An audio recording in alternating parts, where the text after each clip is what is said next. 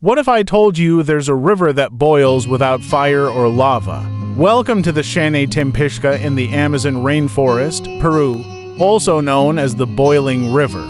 This river can reach temperatures up to 100 degrees Celsius, hot enough to kill animals instantly if they fall in. But here's the twist, there's no volcano nearby. Scientists believe the heat comes from deep underground geothermal sources pushed up by cracks in the Earth's crust. It's one of the only rivers like this in the entire world, a place where nature breaks the rules and science still seeks answers. Follow Globdos for more rare and unbelievable wonders on Earth.